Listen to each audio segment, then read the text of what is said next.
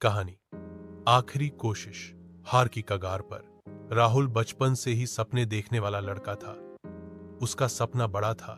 वह चाहता था कि उसकी किताबें दुनिया भर में पढ़ी जाएं। जब वह स्कूल में था तो अपनी कॉपी के पीछे छोटी छोटी कविताएं और कहानियां लिखता रहता। दोस्त मजाक करते, लेकिन वह अपने ख्वाब में डूबा रहता। कॉलेज में आते आते उसने अपनी पहली किताब पूरी कर ली। उसका आत्मविश्वास 7वें आसमान पर था। उसने एक बड़े पब्लिशर को अपनी पांडुलिपि भेज दी और हफ्तों तक जवाब का इंतजार करता रहा।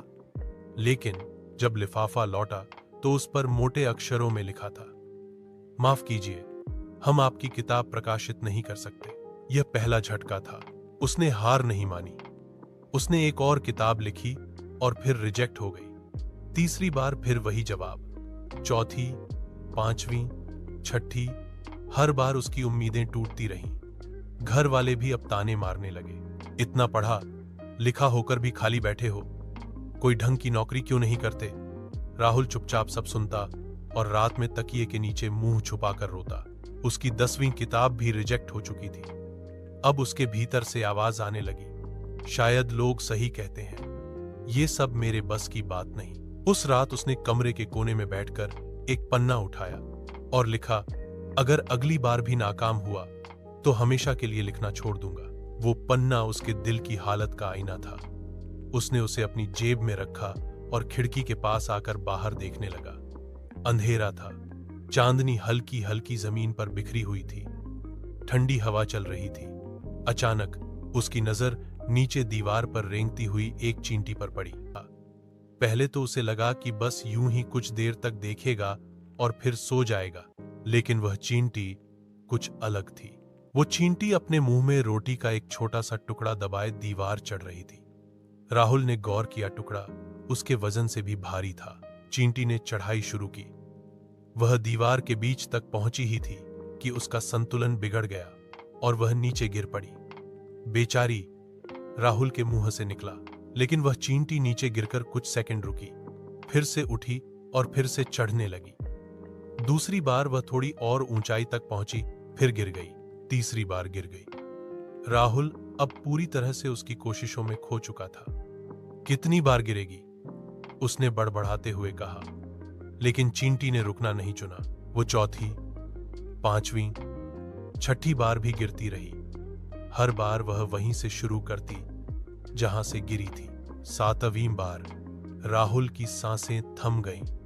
अब वह दीवार के सबसे ऊपरी हिस्से पर पहुंचने वाली थी और इस बार उसने खुद को संभाल लिया, रोटी का टुकड़ा कसकर पकड़ा और दीवार पार कर गई। राहुल की आंखों में चमक लौट आई। उसे अपने भीतर कुछ जलता हुआ महसूस हुआ। ये छोटी सी चींटी हार नहीं मानती, तो मैं क्यों हार मानूं? उसने जेब से वो पन्ना निकाला जिस पर उसने लिखा था, अगर अगली बार नाकाम हुआ तो छोड़ दूंगा। उसने कागज के उस टुकड़े को फाड़ दिया और गहरी सांस ली। उस रात उसने पेन उठाया और अपनी कहानी फिर से शुरू की। इस बार उसने कोई काल्पनिक कहानी नहीं लिखी। इस बार उसने अपनी असली जिंदगी, दर्द और अपनी जिद को कागज पर उतारना शुरू किया। आखिरी कोशिश का कमाल। राहुल ने अब की बार खुद को पूरी तरह झोंक दिया।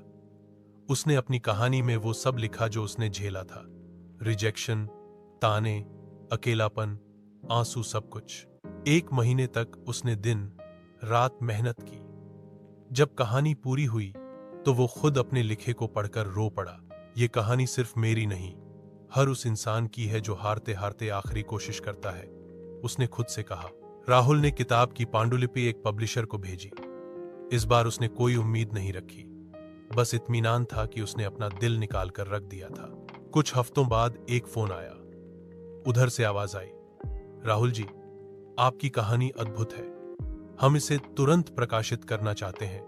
राहुल की आंखों से आंसू बह निकले। किताब छपी, दुकान में आई और लोगों ने उसे हाथों हाथ ले लिया।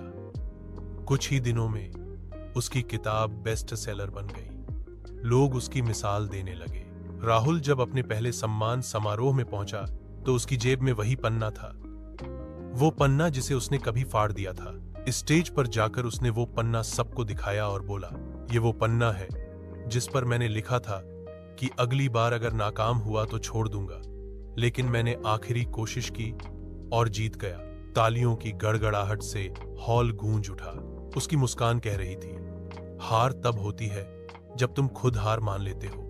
कोशिश करने वालों की कभी हार नहीं होती।